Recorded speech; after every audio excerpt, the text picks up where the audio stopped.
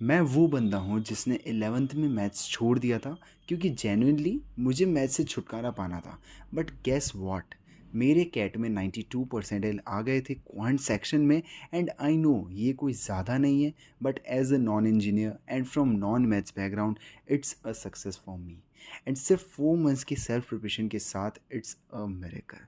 तो आपको मैं अपनी पूरी क्वांट्स की जर्नी, स्ट्रेटजीज, रिसोर्सेज सब कुछ इस वीडियो में बताऊंगा। बट उससे पहले चैनल को सब्सक्राइब कर लो अपनी कैट की जर्नी को आसान बनाने के लिए। सो चलिए शुरू करते हैं अपनी क्वांट्स की दास्तान। सो मैंने ना 10th के बाद मैथ्स छोड़ के कॉमर्स स्ट्रीम चूज़ किया। And after completing my schooling I pursued BBA. और जब मैंने कैट देने की सोची तो पता चला उसमें तो मैथ्स आती है। बट मैंने सपने ले रखे थे कि आईआईएम से तो एमबीए करना ही है। तो एक बार का लेकिन फिर भी लगा कि यार मैथ्स होगी नहीं तो कैट कैसे होगा। लेकिन अब सपना ले लिया है तो फिर सोचा कि ये ट्राई तो करके देखिए एक बार क्या होता है।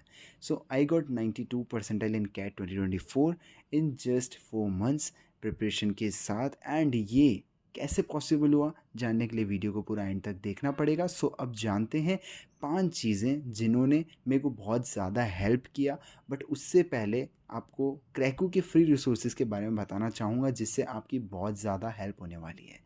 अगर आपको डेली स्केड्यूल या टारगेट्स बनाने में दिक्कत आ रही है then please go for Cracku's CAT daily targets. क्योंकि आपको डेली बेसिस में वहाँ पे फ्री टारगेट्स मिलेंगे तीनों ही सेक्शन के लिए।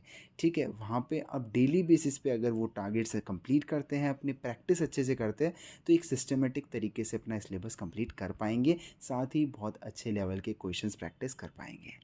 और सेकंड, उनकी तरफ से आपको 3 फ्री मॉक टेस्ट मिलेंगे, प्लस एक एक तीनों सेक्शन के सेक्शनल टेस्ट, वो भी बिल्कुल free.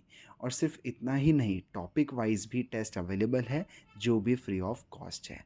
So go and check out. और सबसे मेन चीज़ जो मैंने भी यूज़ करी थी that is previous year question paper को आप लोग एज मॉक्स दे सकते हो जो मैंने किए थे। क्योंकि मैंने मॉक टेस्ट सीरीज़ किसी भी कोचिंग की नहीं खरीदी, तो क्रैकू के वेबसाइट पे जाके प्रीवियस क्वेश्चन पेपर को एज ए मॉक्स मैंने यूज़ किया था। आप भी वो चीज़ कर सकते हैं। ठीक है, तो अब कंटिन्यू करते हैं अपनी जो 5 चीज़ें मेरे को हेल्प किए थे 92 परसेंटाइल लाने में क्वांट्स में। सबसे पहली चीज़, अर्थमेटिक इज़ गोल्ड। सच में ये एक हीरा है, एक सोना है। क्यों?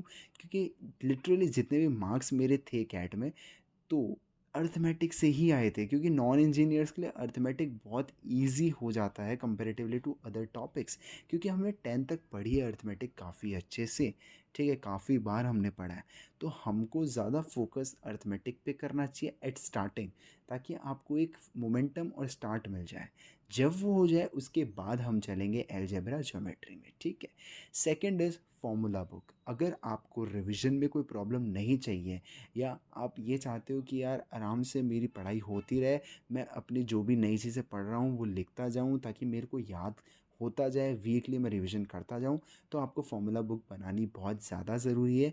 इसमें क्या लिखेंगे हम? सारे इंपॉर्टेंट फार्मूलाज, जो भी हम नई चीज़ सीख रहे हैं वो चीज़ें, और जो हमने मॉक्स में या सेक्शनल्स में मिस्टेक्स करी है वो भी लिखनी ही है, ताकि आप वो रिपीट ना करें। ठीक है। Third is consistency. ये सबसे इम्पॉर्टेंट पॉइंट है। लाइक आपको डेली प्रैक्टिस करनी चाहिए। ऐसा नहीं कि एक दिन 4 घंटे पढ़ लिया क्वांट्स को, अगले दिन कुछ नहीं पढ़ा तो दूसरे तीसरे दिन हम फिर से पढ़ लेंगे 4-5 घंटे। ऐसा नहीं चलेगा।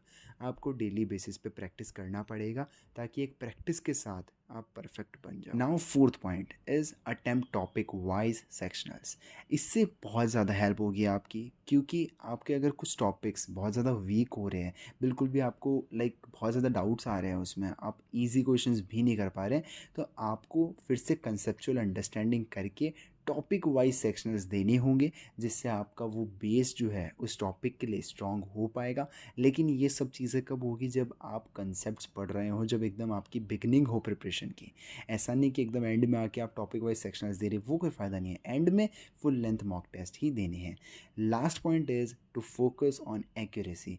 लोग क्या चाहते हैं कि यार हम अटेम्प्ट रेट पे ध्यान दे लेते हैं, एक्यूरेसी का क्या करना है, जितने ज़्यादा अटेम्प्ट करेंगे उतने मार्क्स बढ़ जाएंगे। लेकिन आप ये नहीं ध्यान दे रहे हैं, अगर आप एक्यूरेसी पे नहीं फोकस करेंगे तो आपके नेगेटिव मार्किंग से मार्क्स जो आने वाले थे वो भी नहीं आ पाएंगे। ठीक है। स्टार्टिंग में स्पीड पे ध्यान नहीं देना है, you have to just build up your accuracy. जितनी एक्यूरेसी बढ़ेगी उतनी आपकी कंसेप्चुअल अंडरस्टैंडिंग अच्छी होगी, एंड बाद में आप लोग आराम से टाइम बेस्ड प्रैक्टिस कर सकते हैं। And if we talk about strategies की बात, तो लाइक स्ट्रेटजीज़ की बात करें तो आप वीडियो चेकआउट कर सकते हो, चैनल पे अवेलेबल हैं। एंड रिसोर्सेज, मैंने टाइम कोचिंग का प्रीवियस ईयर मटेरियल यूज़ किया था, एंड मॉक्स के लिए मैंने प्रीवियस ईयर पेपर्स यूज़ किए थे। आपको मैंने स्टार्टिंग में बताया था क्रैको के मैंने प्रीवियस ईयर पेपर्स चेक करके मतलब उनको एज ए मॉक दिया था। And for concept MBA Pathshala and Rodha YouTube channel मैंने यूज़ किया था। एट द एंड मैं यही बोलना चाहूँगा, if I can do it as a non engineer, you definitely can do it. Okay, then bye. Like the video.